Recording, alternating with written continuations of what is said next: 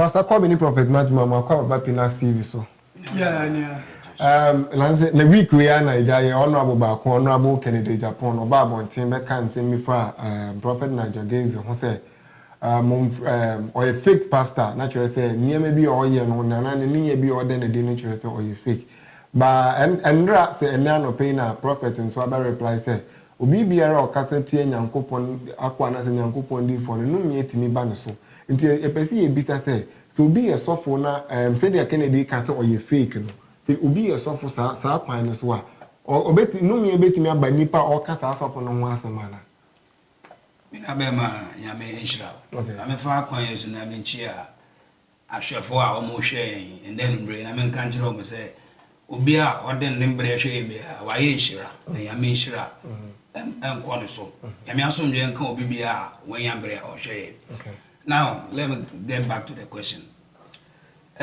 Say Honorable Kennedy Japan say or see honorable exposing fake pastors or Ghana ha I do say or enjoy prayer because there is a saying that he who calls for equity must come with a clean hand. And in the other hand, near Honorable Kennedy can say and so no. It is a fulfillment of scripture. The Bible says we are saying we are a deep factor for Beba. Okay. Now, Yankopon says, touch not my prophet or my anointed and do my prophet no harm. Yeah. And you know, assembly a very dicey assembly. Now, let me go straight to assembly. My opinion about assembly. If it's a sorry for and as a soft for, I am a from so for kind because yes, see what the man qua, what the man inquired. Yes, you have I have a little problem. I was a software almost 2 tons. You know, much that's say. It's your bottle 10 Ghana and I say 200 cities. Okay. Any unquote, everybody should go to me. Any genuine pastor who is spirit filled, will never charge a bottle of maybe oil and I say issue with this amount. Okay, naturally, say because mono beer or ton say many bino or real pastor. You see, Yame and my answer. When you get the information from the Holy Spirit, because of Nipa, what the assassination, some finance and Tumkasa. Now there's a statement or there's something happened in the Bible. Papa didn't feel Nathan, he was a prophet. And a David, Ekofa Beshi Bayre. Now, prophet in the Bahono, Yame catch what David I am. One mechanic straight unto David. No bar, no catch David, he said, Papa. Some terrible mistake we sit down. And how David say, I then echo, see, Ubi won't join baby or the ninja nego, Ubi jam back up, or Waban or Nijan, back open, no dear man. David tells or say Nipana or the okay, have to pay by 4 times. Then David now the judgment in the ban as a prophet Nathan catch David say, Niaway no, and I saw him a okay. Now, say, Honorable Kennedy Japan, say, other prophets are starting obeying him, obeying him court, or the Obofo, Mamia Granda, or the Papa we Nakwa, and Ziabidu, I see, like he's on the line to expose fake pastors. I believe that in this era and this generation, Kennedy Japan is not a spokesperson of God. Okay. And Bible so far they be the accuser of the brethren, which is one of the names of the devil. In Honorable Kennedy Japan, in the other hand, maybe office or papa, but in the other hand, no economics no true. Okay, let's talk about so Prophet Matthew. Want to do intro? You never made that say. Tie the after say. Yankopon betumi use Kennedy. Okay. Obetumi agbo ewura ne mu. Okay. Sometimes edu ba bia Yankopon pe nipa bia na kokuye duro. Okay. Okay. Ente ewura betumi agbo ewura Kennedy. Ye wo asofi bu Ghana ha. Wo mo nye wadwen se omu be lead nipa akọ heaven. Okay. But omu aye wadwen se omu be lead nipa akọ hell. Ente sa asofo no ewura betumi agbo ewura Kennedy mu. Say I be use or penny pa na kuku yeduro. Ya me use obi keke. Okay, not just only Pastor Matthew and Yadin say Kennedy Yankopon spokesperson. Sana me chere. Okay. Sentia make us say na akwa ni obi ni mu na de no. Say Kennedy face won. Okay. Minji ni say Ghana fo bebre betumi face won. Enti no sometimes yam kupon pe nipa na kuku duro eden esipi okay enti no yame betumi agba wura kanadi mu na mo wayi sa asofo no efiwias because yame mba ehi oje most of the churches eton ensu eje 100 Ghana cedis 2 million say dey be yame nu okay as any genuine man of God be enyesa choro sam say wo de man kwa yeso enfem akwa enti yame betumi agba wura kanadi mu say onfa no so no yi sa asofo yi na efiwias esa say ne mba ehi oje tie Yesu Kristo ofreye yen asofo no enye sikenti ofreye na enye japade nti ofreye ofreye sente ye mbra metwe akra okay the first miracle oba abaye oka Mark chapter 1 verse 14 Bible say Yesu Kristo ekeka asempa no na oka kire on say mo sachira na osoro hin na ben and asofo bebre e kire Germany kwan London kwan which is wrong but salvation no ayira enti madwen kire say Yankopon betumi agbo ewura kanadi mu okay and yem bisa ne sei te Nyankobo betimi abu awura Kennedy mu enum ye betimi abande so se ne asofo ne kan num ye betimi abande so cause na say my beto prophet Beduko be so be yem pato ho bi se ne motunoko nani fra ya no betimi so abande se obi obi o kan asofo ho nsem ne betimi ato ne se nti enum ye ana se so so boni bi betimi aba ono abo Kennedy Japan so ana yo me da asimi nyo beba tie ensunso aso betumi abaka na dinu se so dia sofo yina ye wana betumi ya problem okay se otumi dinanu yina si Ghana sofo se sofo bi e ni Ghana so papa bi e ni Ghana de betumi ya problem tie assembly ese Bible no chapter 12 verse 1 to 5 tie Miriam ni nuan Moses adentina Miriam ekaseti a Moses na ososo rekese no okay enti no ye wo genuine man of God e was aso we so enti Kennedy ebi otie na ohwe obi ti obi hwe ya se me hu de pa o kasetia man of God yeah sometimes me Philippi ma sande pa no me suro ma sande because yen kasentia nyame sofo do suro ma Kennedy me suro ma no se no kwasa Kennedy akasetia the whole Ghana sofo papa bi eni Ghana dia and you obinya problem okay Pastor Kobe won so bebe mu kakra me ni abema me da se nyame asem okay na say nyame nkoa ye fa omo ndi agro okay nyame nkoa ye fa omo ndi agro and Bible say boni bia is pardonable except the blasphemy of the Holy Spirit okay and I am preaching or master I'm catch them church members and they say so what this online anywhere what this condemning pastor bia don't say a word do you know what maybe you may think he say nipa no on free Yankopon e bia na honkonko na de ne yeduma now Bible say boni bia ye de che say boni ayen fenche ne abeka say ti honkonko esi o Bible mu Yesu san yare ye senchereni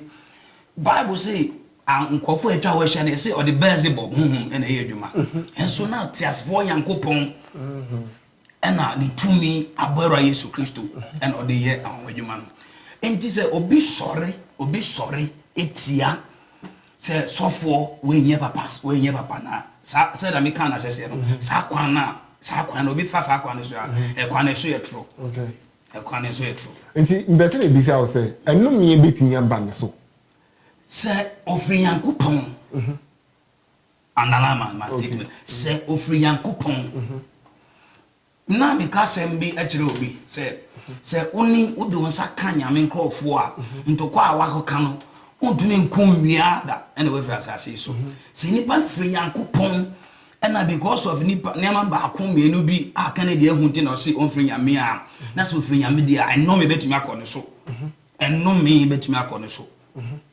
sana atiefo mana ahwefo se fe na modwan ni aye ne Pastor Kobe na Prophet Matthew na wa ha ye din komo nyina ye din ni se obi biara obeka nyame ako ahon nsem no enum ye timi ba na so se ne ye anka se honorable ba ko pe a wo Ghana ha honorable Kennedy Japan Ghana for bebre na ejini de to expose fake pastors ni ebisa se wo expose o ma no me ebetimi aba na so ana Prophet Matthew mi mbisa o se so uhu se nsem mi se koso a nsem na ya wo fa ne sen se ujidi se e bia nsem na e kono ampa se ne mo ye ne mfiri nyame tie senti a metumi agye ni se chilo sam se eduaba no ene de behu dua koro no sofo no ende ye obeye na behu se bi osofo ofi ya me tie minua sofo e ka se mi se genuine man of God bi enu a obeton ade charge se fa we be fa ibra but okasa no so kan say Nyankopon timi ma akwancho I just say from direct from the Holy Spirit that's the Holy Spirit ne so ka say shiransuo isu mani pa yi a ano so direct no enye nipa more than 10 20 and only one person but we know here is the case you most of the churches we were otumi crab bottles neba also obiantobi by force now we turn 100 Ghana cedis all the churches which is wrong enti sa nipa na njuma no na be many nipa mu say oye genuine man of God but ebi so no oye genuine man of God okay ebi no oye genuine man of God but sometimes you know asofo na etumi fa sa kwan bebre ho a e ya ho kire okay bebre ho kire obi a fake pastor now o kana asema no me etimi ba wo so ana pastor Matthew o mi never me that say tie say there na me kan so be a genuine man of God yeah be or a fake pastor now o kana asema no me etimi ba wo so o ka kana asema say Ewurade na wa show say kona ka kan dia unya problem but say nye Ewurade a no me betimi ba nye Ewurade a enipa bi eni asaso so ede o jeje nipa okay entitie Matthew chapter 13 verse 24 ogufo bi kogu aba aba na okogu ye no enwura bo ni bisu ekofre mu tie apafo no bi sa papa yi se Yesu se na enye edua papa na efura odua ye na enwure se fi Yesu ma yenkwan na yenyi se enwura bo ni fi Yesu ka kire won se de abaya a wo muntwa endua papa no emfre enwura ne ti wo muntwen na ni nyina bom nyina ono obetwa ne de wo enti nipa bi enu o wasaso wesu obetumi ajeje ne nipa se we otise we otise otembu afo na Ewurade but obetumi anyi ten enti so ye fake no me dem better me hu ni say akwen no me betumi aba sa nipa no so efise ne ntem bi sa ne say amre bi ya sofo beduko bi ebe kan say otunoko eye radio presenter bi a friend on tunoko me nim say mo nim ye pa ya te say na ni efra na emom na beduko bi susu say asofo won sema o keka ye na ama na ni efra na say ebi a say obi enjai de oye na na choice eye honorable Kennedy Japan say we enjai say bi ono so expose pastors na BBC abetimi ato enti ni ye bi say obi ye fake pastor na o kan asema no me betimi ato say nipa na say tutu so bo ni betimi ba say nipa ni so you obi na hear that say tie so be a fake pastor na o kan ho asema no me mba so okay me anti say chechi sentia me ka sa ne say okay chino say many are called by few are chosen ye wo de Ewurade asra ongo enti so be a fake pastor na o kan ho asema se nipa emfi nyame na o kan ho asema utumi enya problem da okay na ye na enwe ni say ma fem no so obi di tumi bi e de ye bibia o de ye be ba sa question so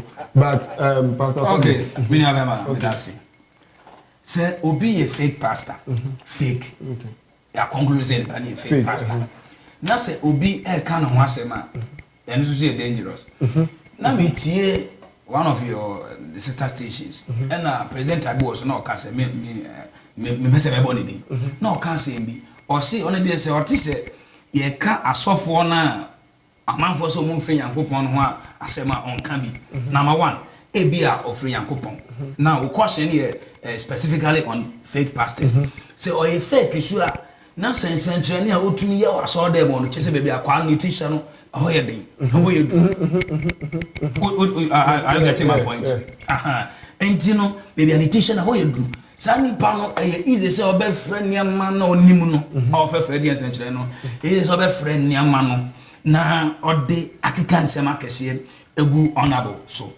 ni say honorable no say nyame ho konkron na ahye ne mu anase nyame na apia ne so onye de ya nyame bebo na chi don because say nyame soma de o provide na mbom no say fame any pen so fame na oje de ya he should be careful Okay. When you are saying okay, they see me question and better because the band say obi in free nyame a who fam no omo obetimi aye wa ma bia ya rebi anata bibi abeye. Many of them are easy cry, a cocoa cry. Okay. Because Sani Pano, yes, or a fake. Na obi, the near fra, genuinely on any fra like Oyare. Asema Becca and them things. We see them on TV. Okay. Asema Becca, Sani man or Cambo bomb. You see, many of them are there, Nipa was so ye nimination. The supernatural controls the natural.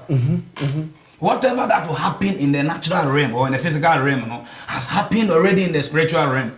And the obia what to me have been in what 45 and who in that manner. So I would to me say, so for say you didn't attempt say anything of a good and I no that's any pan or baby. Now I say so be on the friend is over born in 90 abiso. And no sani paprekono or a dangerous scholar senior of young upon to the extent that I'm saying this in a context because the power of God is the supreme. I'm saying it in a context, so nobody should misquote me. Onipa onfin yakopon no me yen keke, no me yen koko. Say all domini pan e koko. Enti say obi nfin yakopon na obi ayire no say ono no obegu nanim ase a. Ona so ebi ono so ne me ta na chi. But say e ro sa dia onhwe ne hu ye. Me da say Function who ye or that's Prophet Matthew. Ubet me my instances be so Bible ma a chere obi kasati and yankopon akwa no me ban so. Oh endie bebre. Okay. See dia na menua sofo kana. Oh say Miriam kasati a Moses. Numbers chapter 1 verse 1 going. Tie dia etene say Ewurade hwe say wunua ana oba wo. Okay. Say wo ye sofo mpo. Na say oba e kasati awa. Obetumi ya no me. Ya me hwe sa de no. Enti no enipa hia nchekere. Se wo ye sofo ba e kasati asofo a. Obetumi ya no me. Enti me mba no mo de bia no bitu omfo se. Omo hwe mo no mo kasenti asofo biada. Okay. Esa se Miriam ni nua no Moses. Yembi sa ye wo se eba ne sen e na Miriam e kasati Moses na onyame anhwe se Moses e ni nua na okese no. This country on my quota at also. Okay. What I say? Entino say obi kasetia radiakwa nya mesofo dia wasra ne ngwa. Very dangerous. What I say? Bible say ema yenye enko a wasra ye ngubone. What I say? Enti nipa bia tie engusa yade a very serious but beberenim.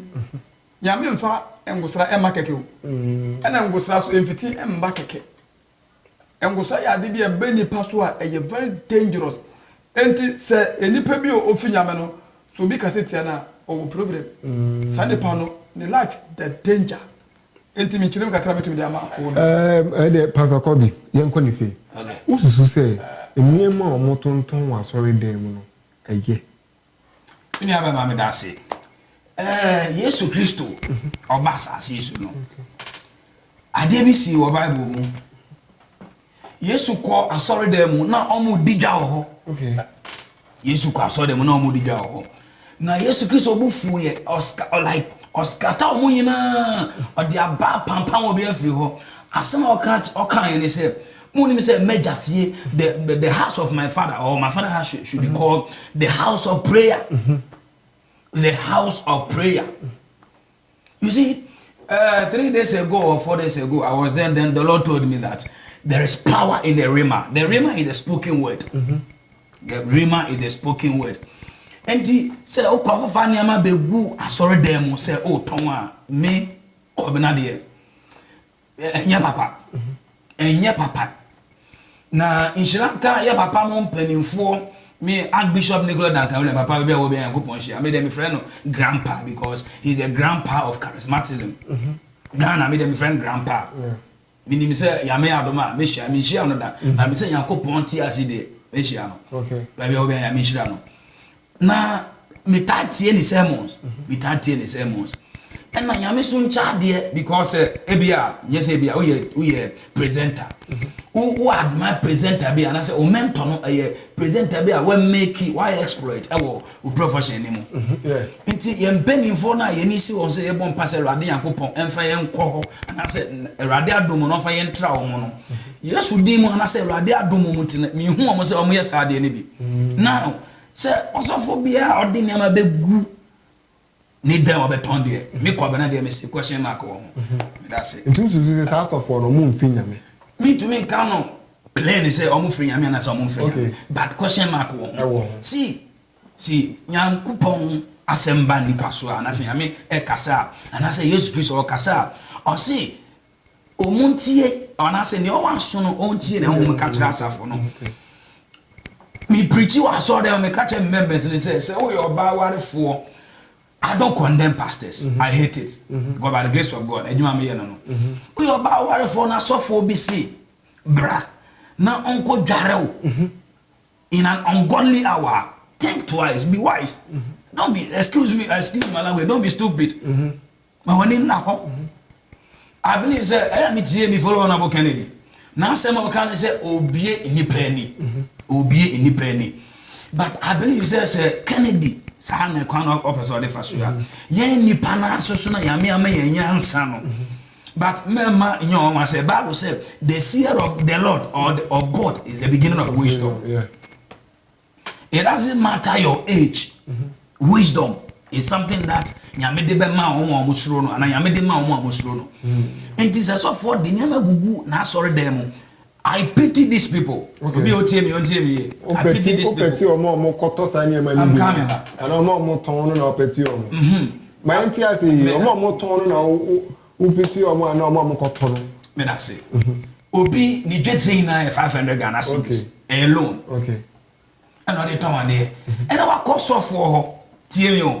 Our cost of for na so for na say our oil be a green oil. Michelle Kennedy o TV so or the calesa or the mixy oil no and I say the tricker in quote obi nim eyusu obi nim di no dey asade now we did pan the 500 cedis 500 Ghana cedis now our cost of say oil near 150 manuals uti 150 fee 500 ma 350 so I consider today I consider tomorrow now say canesa so me see I pity in crofona omo kototo ne okay I saw them honor, which Oba genuine pastor. Me Obama sorry by the grace of God. I'm a prayer man. Me bon paye.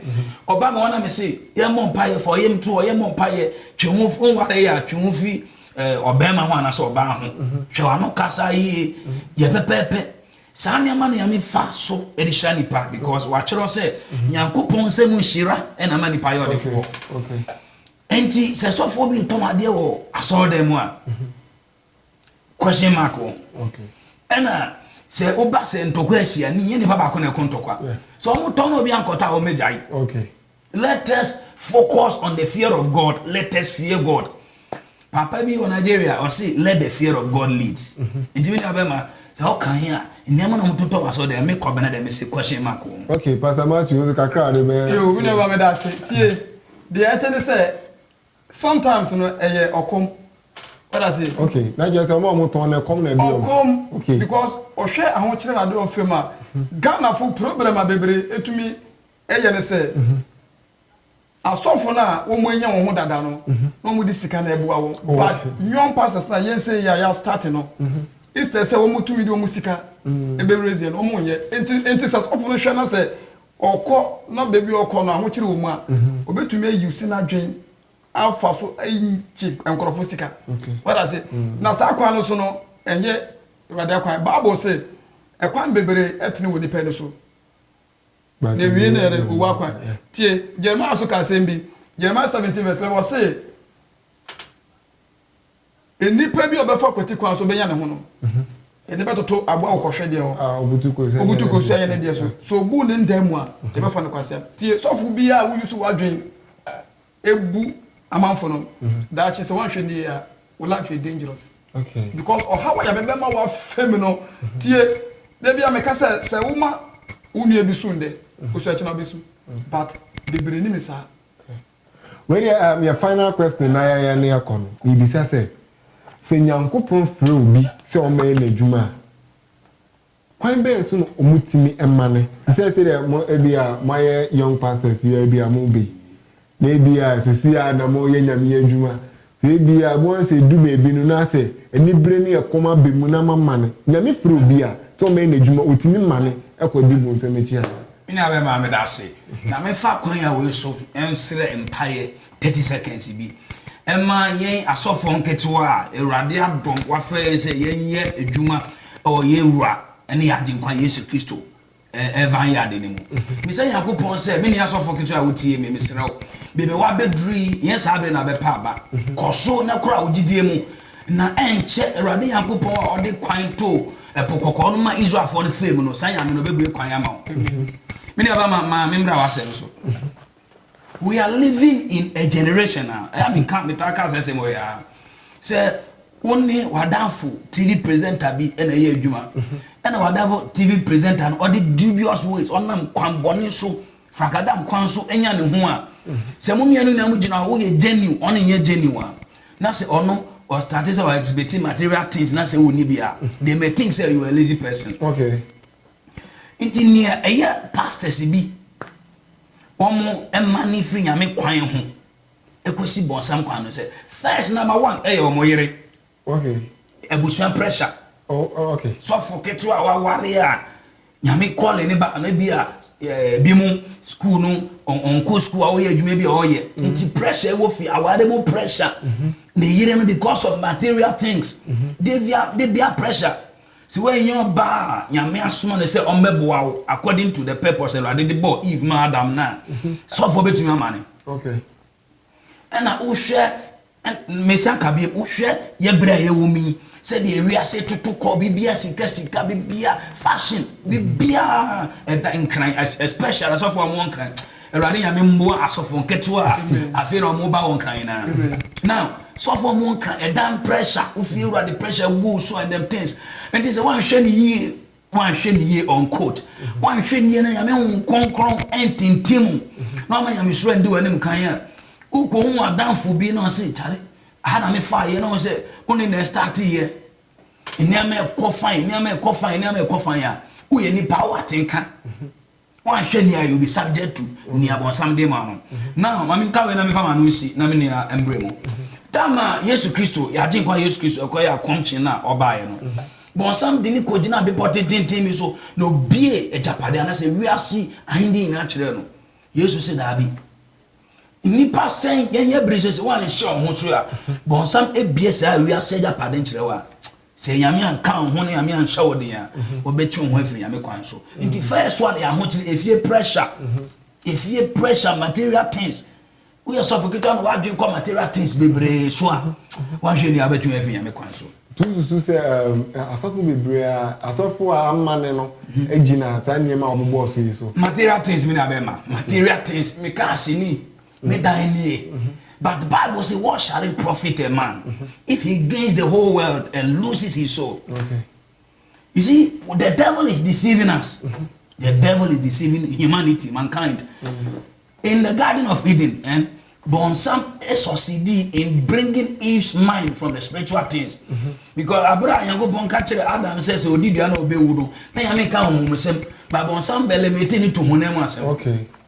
Inti so for bia wan ma ni wachiri wachiri atema na wachiri nkwaji ehia wono. You second to Bonsam and I say you accept the devil's offer. Okay. Prophet Martin so bre mu kakra. Yo we never made that say mama ntu amenu ya sofo ne kakra. Tie adwuma we na ye no eye challenge. But most of the pastors no e challenge. Omo hwe dia omu nuanom ye no. Say the menu sofo no kan we your car we wo fie and most of the pastors to me e de omo japade banet. E kire say me wo say but enya sa adon so na Yesu frɛ yen. Enti say wo ye sofo na oma enibre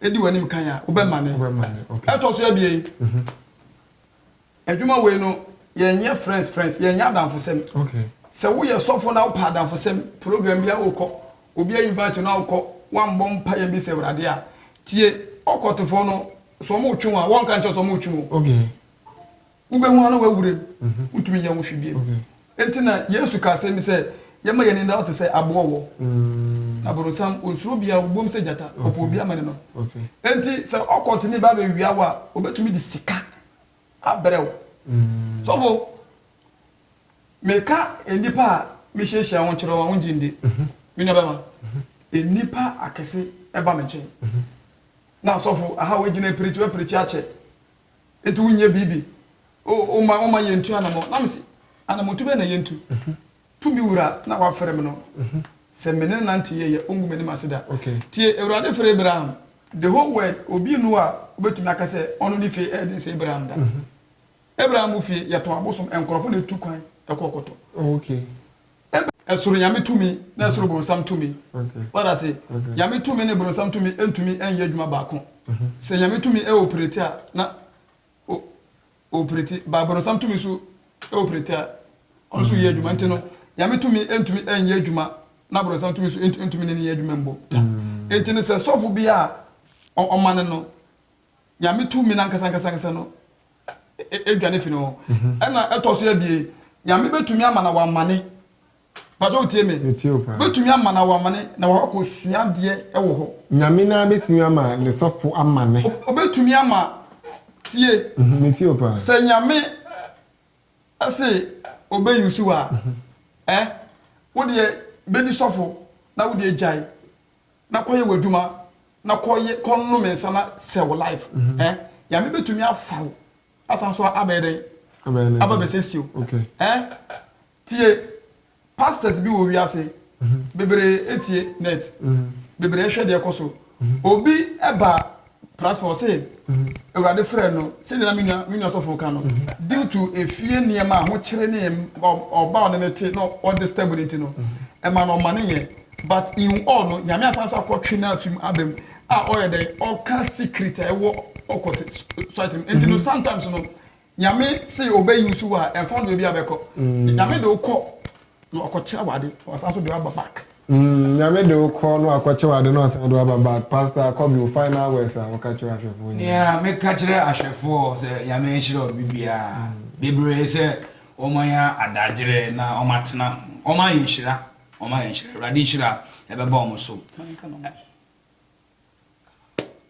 Awurade nhyira emra ɔmo so na ne ame pɛ sɛ obi etie mi a ahobrɛse mu Honorable Ken ahobrɛse mu sɛ Honorable Ken de Japan Ghana for bi mu ehia wo because said they are not doye he's a generous man he's a very generous man intimi the message say on focus on the politics no on focus on the business no na on jai nyame de ani man nyame say free nyame e begina en free nyame susu ya ye hwe nyame chira Prophet Matthew was final words and so me final words said e dey tiefo nyina say sɛ wo yɛ sɔfo na utie yɛ wo hwɛ net so a adwuma we no yɛ hia botare enti David say twan na matwe Awurade anim ma yɛ nyɛ twan ho ma Awurade de Awurade na wafrɛ no ongu anim aseda me fa na wa meka tiefo nyina ni metiefo ɛda mu nyina masese munya mmerɛ na mo hwɛ